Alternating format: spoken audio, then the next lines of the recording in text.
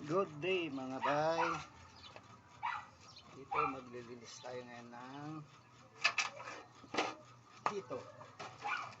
Dahil malamsa sa loob, dito na lang tayo sa labas maglilinis. Ito yung tinatawag nilang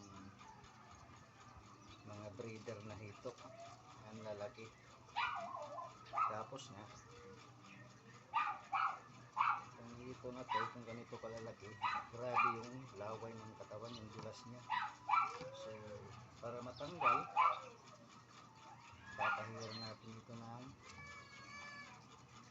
abo, ash kung bakit. Ito, konting kaalaman lang pag ganito yung luluto nyo, pinakatay nyo, ganito kalalaki ng mga hito, napakadulas.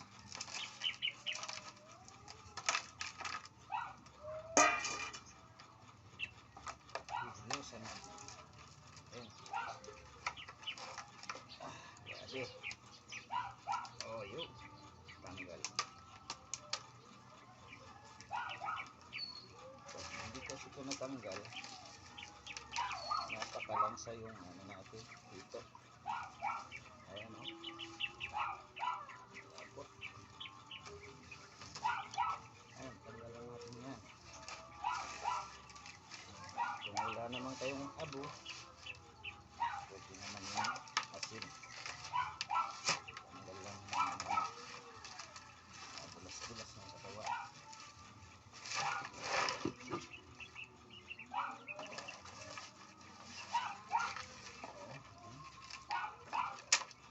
Kakalapot.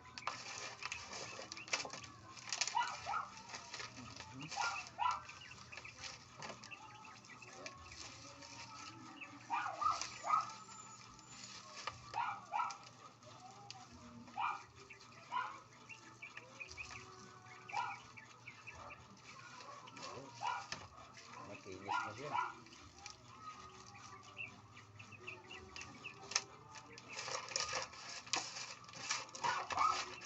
At parang napupularin ko kasi kukunti lang yung abo na naipon ko sa dirty kitchen. Kailan lagyan natin ng asin. Ayan. Natin pagkasan. Bibiakin. Tatanggalan ng laman loob.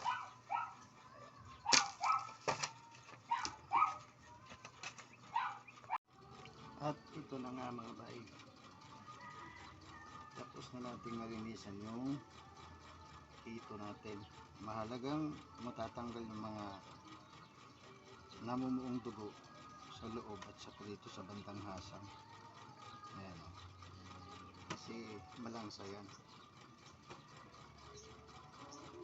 Saka napakatibay yung hasang yan. Hirap tanggalin. At ito. Lalagyan na natin ng pampabango kasi ililitsyon natin ito.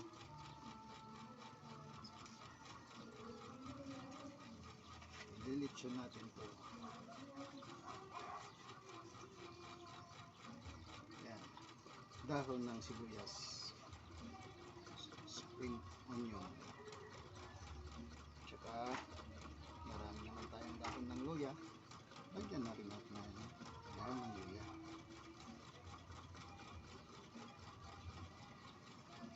Dahil wala tayong tanglad or lemongrass na tinatawag, marami man tayong tanim na sangig or basil sa English. Ito, kahit anong luto po ang gagawin nyo or lulutuin nyo, itong dahon ng sangig o talbos na napakabango. Hindi sa lahat ng niluluto. Dahil wala po tayong pantali mga bay, itong steam ng luya ang gawin natin pambikis. Ay saglit, lagyan na muna natin yung dapat ilalim pala. Lagay tayo ng konting magic sarap pampalasa na.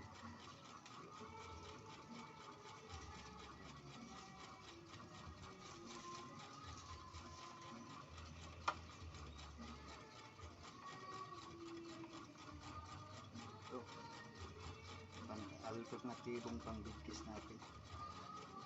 Dahon ng hindi, stem ng luya pala. Mahalagang mabigkis para maluto yung loob. Hindi kasi nabigkis to, sisingaw lang din.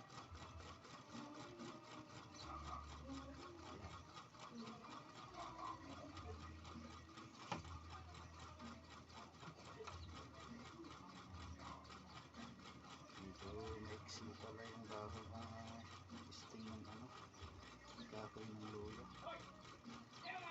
Napakalaki kasi.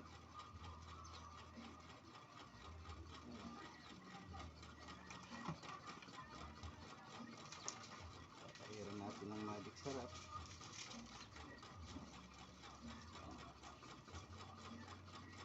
Sa labas, kahit wala ng asin yan sa labas, hindi na yan pahiran.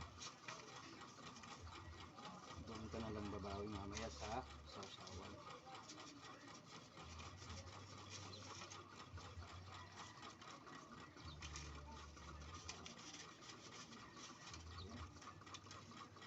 So pwede na to.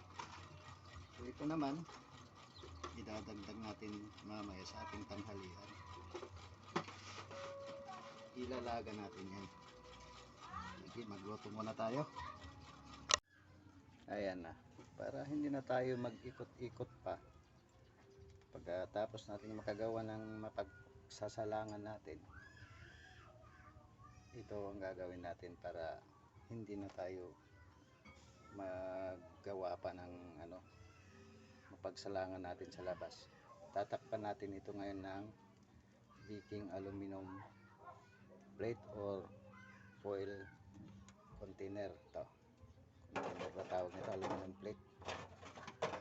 Ayan, iikot lang yung niyan, init. Ayan, antayin natin mga bay. Ito na mga bay, tapos na tayong nagluto.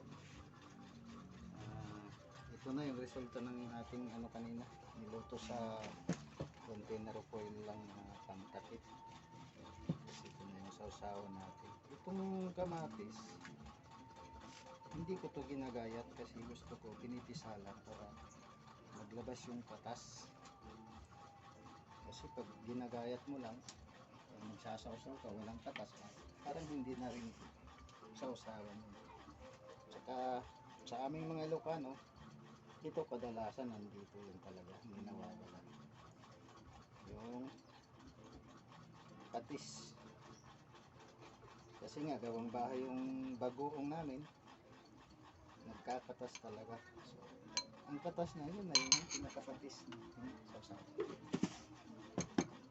Kunting bitchin, ang palasa. Yun. Sa kunting sili lang naman para may kunting laba. Itiga natin. Ayun.